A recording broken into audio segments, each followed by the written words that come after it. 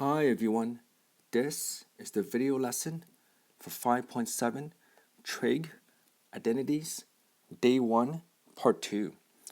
So if you haven't watched Part 1 of this video or this lesson yet, please go back and watch it before continuing with Part 2.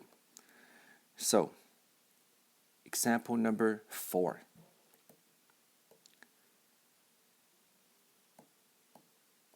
Again, begin with the end in mind. You have to imagine that you can do this. Start with the belief and follow it with the action. Now, if you look at the left-hand side, it says 1 minus cosine x divided by sine square x. If you look at the right, it says 1 divided by 1 plus cosine x. And again, some would say let's start with the left-hand side. Others would say let's start with the right. I'm going to show you how to do this using both methods. So I'm going to draw the line in the middle first. It really doesn't matter if you want to start with the left or the right. Once you practice enough, you can see both methods in your mind. Now, the first column, I'm going to start with the left-hand side. So I'm going to copy 1 minus cosine x divided by sine square x. And again, we did follow all the rules that we've mentioned from part 1 in terms of writing it in terms of sine and cosine, starting with the more difficult side.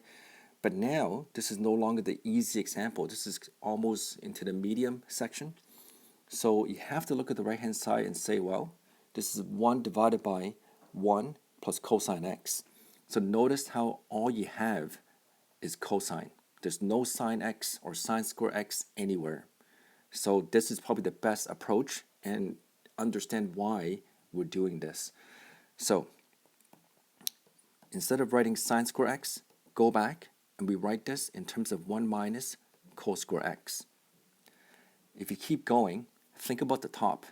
On the right-hand side, the final answer is a 1. At this moment, with 1 minus cosine x. So you got to go back and think, how can I get rid of 1 minus cosine x? And of course, the opposite of multiplying is to divide. So the second step is to factor the denominator. If you think about the difference of squares, a squared minus b squared equals a minus b times a plus b. So 1 minus cos x squared is going to be 1 minus cosine x times 1 plus cosine x. And again, if you look at the top and the bottom, that's going to be 1, which means you're left with 1 divided by 1 plus cosine x, which is exactly the same as the right-hand side.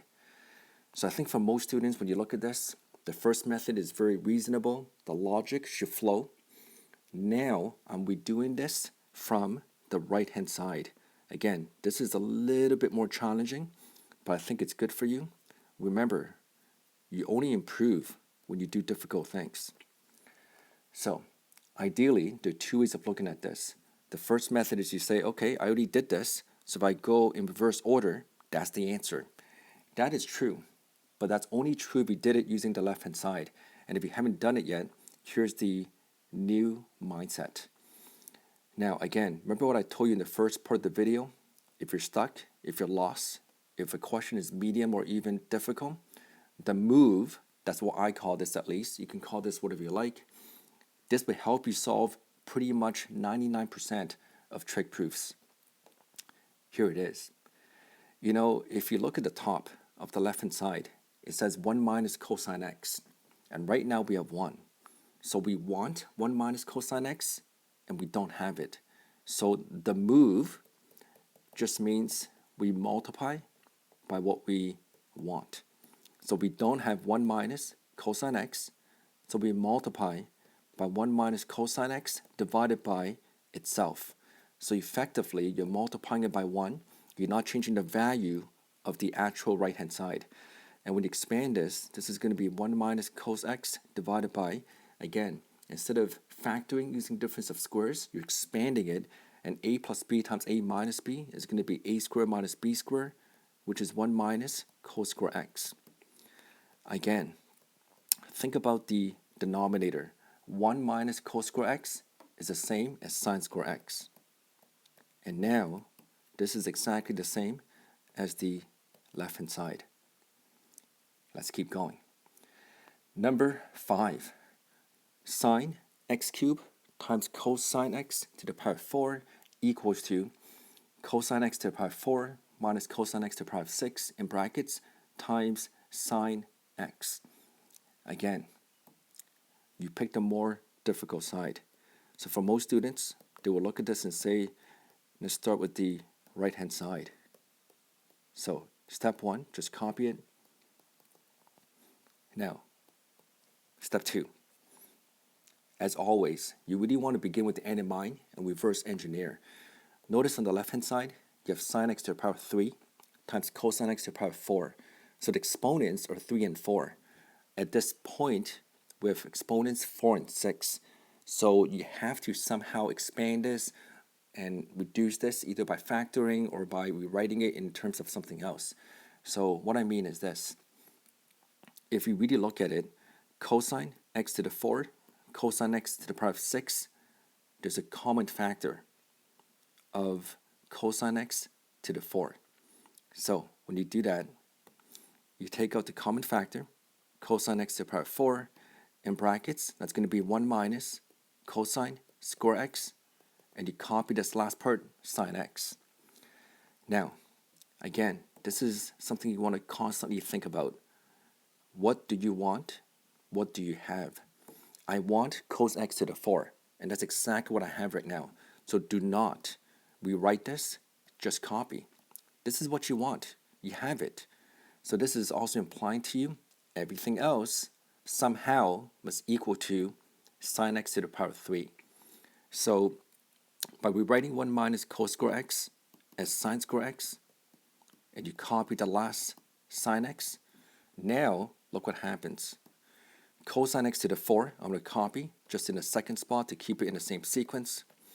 And of course, if you think about sine square x times sine x, that is exactly sine cube x times cos x to the 4, which equals to the left-hand side. And again, the challenge is you go back and you redo this starting with the left-hand side. I'll leave that to you. Example number 6. This is probably the most difficult example you're going to see from the lesson from day 1. Now, again, the best approach is to press pause, try this for 5 minutes, and when you press play again, I'll be right here. Okay, here we go. Let's finish strong. If you look at number 6 again, the more difficult side appears to be the left-hand side. So 1 plus sine x plus cosine x all over 1 minus sine x plus cosine x.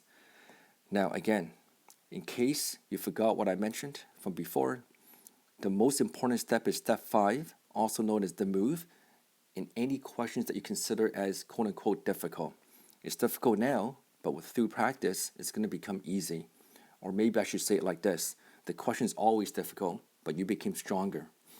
So the idea is I need to practice the move. And the move is simply this. And again, if I look at the bottom, there's cosine x. I don't have cosine x, so I multiply by what I want. And really, cosine x over cosine x is 1. Again, I call this the move. You can call this whatever you like. And it doesn't have to be cosine x. Some students will look at this and multiply the top and the bottom by 1 plus sine x, which is fine. It's totally up to you. Explore and you see which method makes the most sense to you. Now, here's the next step, and this is probably the most important follow-up. You want cosine x. That's why you multiplied it. And because I have what I want now, I don't really do anything with that. I simply copy. And now everything else should work out nicely, which means if I copy the bottom, 1 minus sine x plus cosine x, and if I look at the top by expanding, this is going to be cosine x plus sine x, cosine x plus cosine x squared. So what I'm trying to tell you is this. If you're doing it right, I need 1 plus sine x, which will come from this in a moment. Now, how do we do that? Well, think about factoring. So again, step 5, right? Factor and or use the move. Now, How do I factor this? Well, I know I want cosine x, so I copy. That part remains unchanged. I know somehow I need to get rid of 1 minus sine x plus cosine x at the bottom, so I need to figure out how to get that from the top. So the idea is you can copy cosine x plus sine x, cosine x. We write cos square x is 1 minus sine square x. And if you keep going, notice how there's a common factor of cosine x, which means in the brackets it will be 1 plus sine x. Likewise, if you think about 1 minus sine square x, that's 1 plus sine x times 1 minus sine x. And of course, if you copy the bottom,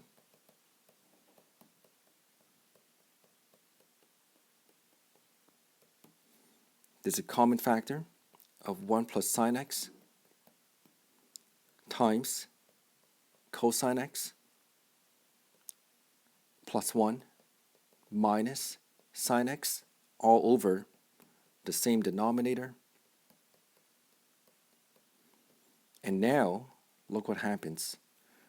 You look at the top and the bottom, you can cross out 1 minus sine x plus cosine x, and you're left with exactly the right-hand side. I'm just going to copy it again for you, just like that. And again, this is not the only way of doing it. I'm just giving you one possible approach. So again, a couple of things. Number one, if you want to challenge yourself, we do number 5 with the left-hand side. We do number 6 with the right-hand side or with the left-hand side, but use a different move. Instead of multiplying by cosine x over cosine x, you can try a different approach. Last but not least, here's the homework. Page 398, number 1 to number 2. Your OE is good. It's your last set of math homework. So please practice. And until next time, all the best, and I hope this makes sense.